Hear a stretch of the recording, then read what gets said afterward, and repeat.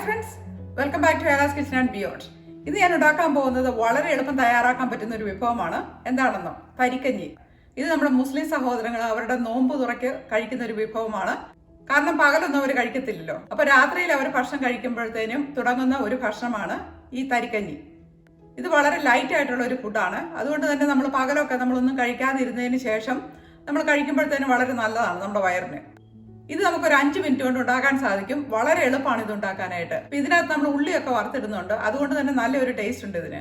നമുക്ക് നോക്കിയാലോ എങ്ങനെയാണ് ഇത് ഉണ്ടാക്കുന്നതെന്ന്. തരിക്കഞ്ഞി ഉണ്ടാക്കാനായിട്ട് അധികം ഇൻഗ്രീഡിയൻസ് ഒന്നും വേണ്ട കേട്ടോ. ആദ്യം തന്നെ നമുക്ക് വേണ്ടത് കുറച്ച് റവയാണ്. ഇത് 2 ടേബിൾ സ്പൂൺ റവയാണ് ഞാനിവിടെ എടുത്തിരിക്കുന്നത്. പിന്നെ നമുക്ക് കുറച്ച് ഷുഗർ വേണം. ഞാൻ എടുത്തിരിക്കുന്നത് 3 ടേബിൾ സ്പൂണാണ്. പക്ഷേ നമുക്ക് ഓരോരുത്തരുടെ ഇഷ്ടം അനുസരിച്ച് നമുക്ക് കൂടുകയോ കുറയ്ക്കുകയോ ചെയ്യാം. പിന്നെ കുറച്ച് ഏലക്കാപ്പൊടി വേണം. ഒരു 1/4 ടീസ്പൂണോളമാണ് ഞാനിവിടെ എടുത്ത് വെച്ചിരിക്കുന്നത്. ഇത് കുറച്ച് ചെറിയ ഉള്ളിയാണ്. അത് നമ്മളിതുപോലെ വട്ടത്തിൽ അരിഞ്ഞു വെച്ചിരിക്കുന്നതാണ്. 2-3 ഉള്ളി മാത്രം മതി. പിന്നെ നമുക്ക് കുറച്ച് കാഷ്യൂസും റേസിൻസും വേണം. നമ്മുടെ കാഷ്യൂസ് ഇതുപോലെ ചെറുതായിട്ട് കട്ട് ചെയ്ത് വെക്കണം. പിന്നെ നമുക്ക് വേണ്ടത് കുറച്ച് പാലാണ്. ഇത് ഞാനിവിടെ 2 കപ്പ് തണുത്ത പാലാണ് എടുത്തിരിക്കുന്നത്. അതിൻ്റെ കൂട്ടത്തിൽ നമുക്ക് 1 കപ്പ് വെള്ളം കൂടെ ആഡ് ചെയ്യാനുണ്ട്. അതും ഇവിടെ എടുത്ത് വെച്ചിട്ടുണ്ട്. അടുത്തായിട്ട് നമുക്ക് വേണ്ടത് കുറച്ച് നെയ്യാണ്. 1 ടേബിൾ സ്പൂൺ നെയ്യാണ് ഞാനിവിടെ ഉപയോഗിച്ചിരിക്കുന്നത്. ആദ്യം തന്നെ ഒരു പാൻ നമുക്ക് അടുപ്പത്ത് വെക്കാം. അതിനകത്തേക്ക് നമ്മൾ നേരത്തെ എടുത്തു വെച്ചിരുന്ന പാൽ ഒഴിച്ചു കൊടുക്കുകയാണ്. ഇത് നമുക്ക് കാച്ചിയ പാലോ അല്ലെങ്കിൽ കാച്ചാത്ത പാലോ ഉപയോഗിക്കാം. ഞാനിവിടെ കാച്ചാത്ത പാലാണ് ഉപയോഗിച്ചിരിക്കുന്നത്. അതിനകത്തേക്ക് നമുക്ക് എടുത്തു വെച്ചിരുന്ന 1 കപ്പ് വെള്ളം കൂടെ ആഡ് ചെയ്യാം. ആ വെള്ളം കൂടെ ആഡ് ചെയ്തതിന് ശേഷം നമുക്കിത് നന്നായിട്ടൊന്ന് മിക്സ് ചെയ്ത് കൊടുക്കാം. അപ്പോൾ ഇത് നമ്മൾ ഫ്ലെയിം ഇപ്പോൾ ഓൺ ആക്കിയിട്ടുണ്ട്. അപ്പോൾ നമ്മൾ നന്നായിട്ട് ചെറുതായിട്ടൊന്ന് ചൂടാകുന്നവരെ ഇതുപോലെ ഒന്ന് വെയിറ്റ് ചെയ്യുക.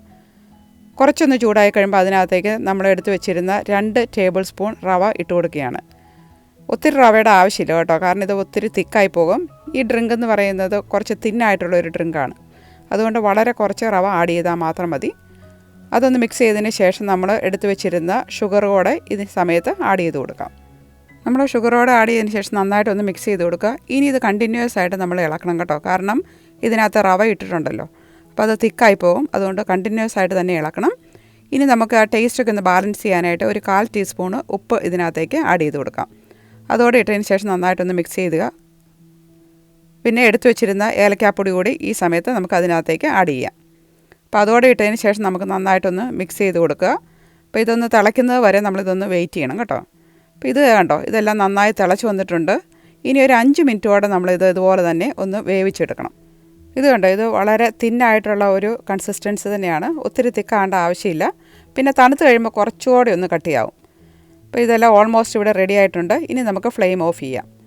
ഇനി വേറൊരു പാനിലേക്ക് നമ്മൾ എടുത്ത് വെച്ചിരുന്ന ഗീ ഇട്ട് കൊടുക്കുകയാണ്. ആ നെയ്യ് ഇട്ടതിന് ശേഷം നമ്മളതൊന്ന് ഉരുകി വരുമ്പോൾ നമ്മൾ നേരത്തെ എടുത്ത് വെച്ചിരുന്ന റൈസിനും പിന്നെ കാഷ്യൂസും ഇതിനകത്തേക്ക് ഇട്ട് കൊടുക്കാം.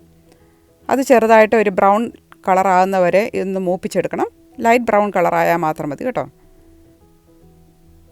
അപ്പോൾ ഇതെല്ലാം തന്നെ ആയിട്ടുണ്ട്. ഇനി നമുക്കിത് ആ നെയ്യിൽ നിന്നും പുറത്തേക്ക് എടുക്കാം. ഇതെല്ലാം തന്നെ ഇപ്പോൾ മാറ്റിയിട്ടുണ്ട്. ഇനി നമുക്ക് നേരത്തെ എടുത്ത് വെച്ചിരുന്ന ഉള്ളി ഒന്ന് മൂപ്പിച്ചെടുക്കണം. അപ്പോൾ ആ സെയിം നെയ്യ് മാത്രം മതി കേട്ടോ, വേറെ ആഡ് ചെയ്യേണ്ട ആവശ്യമൊന്നുമില്ല. അപ്പോൾ ഉള്ളിയോടെ ആഡ് ചെയ്തതിന് ശേഷം നമുക്ക് ചെറുതായിട്ടൊന്ന് മിക്സ് ചെയ്ത് കൊടുക്കാം. ഇതൊരു ലൈറ്റ് ബ്രൗൺ ആകുന്നവരെ നമ്മൾ ഇതൊന്ന് മൂപ്പിച്ചെടുക്കണം കേട്ടോ. ഒത്തിരി അങ്ങ് മൂക്കേണ്ട ആവശ്യമില്ല. ഒരു ലൈറ്റ് ബ്രൗൺ കളർ മാത്രം വന്നാൽ മതി. ഇത് കണ്ടോ, ഈ ഒരു കളർ വന്നാൽ മാത്രം മതി കേട്ടോ. ഇനി അത് നമുക്ക് നേരത്തെ തയ്യാറാക്കി വെച്ചിരുന്ന തരിക്കഞ്ഞിയിലേക്ക് ചേർത്ത് കൊടുക്കാം. അപ്പോൾ ആ നെയ്യും കൂടെ നമുക്ക് ഇതിനകത്തേക്ക് ഒഴിച്ചു കൊടുക്കാം.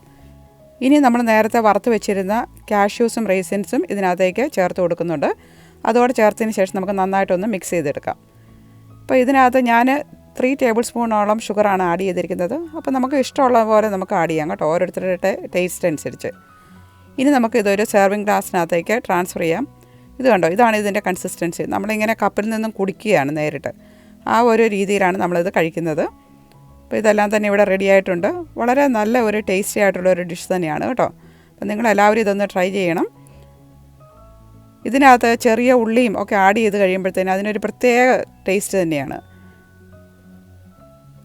അപ്പോൾ ഇത് സാധാരണ ഞാൻ ഇൻട്രോയിൽ പറഞ്ഞതുപോലെ ഈ നോമ്പ് തുറയ്ക്കൊക്കെയാണ് ഇത് കൂടുതലും ഉണ്ടാക്കുന്നത്. അല്ലാത്ത സമയത്ത് നമുക്കിത് ഉണ്ടാക്കാവുന്നത് തന്നെയാണ്. അപ്പോൾ ഇത് നല്ല ടേസ്റ്റി ആയിട്ട് നമുക്കിത് പെട്ടെന്ന് തന്നെ ഉണ്ടാക്കാൻ പറ്റുന്ന ഒരു ഡിഷ് തന്നെയാണ്. കുറച്ച് പാലും റവയും കയ്യിലുണ്ടെങ്കിൽ പെട്ടെന്ന് തന്നെ നമുക്കിത് തയ്യാറാക്കാൻ പറ്റും. ഇതുണ്ടാക്കാനായിട്ട് ജസ്റ്റ് 5 മിനിറ്റ് മാത്രമേ എടുക്കത്തുള്ളൂ, ഒട്ടും സമയം എടുക്കത്തില്ല കേട്ടോ. അപ്പം നിങ്ങളെല്ലാവരും ഇതൊന്ന് ട്രൈ ചെയ്ത് നോക്കുക. ഇത് ചെറിയൊരു ചൂട് കഴിക്കുന്നതാണ് എപ്പോഴും നല്ലത്. പിന്നെ അത് തണുപ്പിച്ച് കഴിച്ചാലും കുഴപ്പമൊന്നുമില്ല കേട്ടോ. പിന്നെ ഇതിനകത്ത് നമ്മൾ ആ നെയ്യും ആ ഉള്ളിയൊക്കെ ആഡ് ചെയ്യുമ്പോഴത്തേനും അതൊരു ചെറിയ ചൂട് കഴിക്കുന്നത് തന്നെയാണ് കൂടുതൽ നല്ലതെന്നാണ് എനിക്ക് തോന്നുന്നത്. എന്തായാലും നിങ്ങളതൊന്ന് ട്രൈ ചെയ്ത് നോക്കുക. വളരെ ടേസ്റ്റി ആയിട്ടുള്ള ഒരു ഡിഷ് തന്നെയാണ്. നിങ്ങളെല്ലാവരും കണ്ടല്ലോ അല്ലേ എങ്ങനെയാണ് തരിക്കഞ്ഞി ഉണ്ടാക്കുന്നതെന്ന്? വളരെ എളുപ്പമല്ലേ? അപ്പം നിങ്ങളെല്ലാവരും ഇതൊന്ന് ഉണ്ടാക്കി നോക്കണം കേട്ടോ. പിന്നെ ഇതിനധികം ഇൻഗ്രീഡിയൻസ് ആവശ്യമൊന്നുമില്ല. അതുകൊണ്ട് തന്നെ നമുക്ക് ഏത് സമയത്തും ഉണ്ടാക്കാൻ പറ്റുന്ന ഒരു വിഭവം തന്നെയാണ്.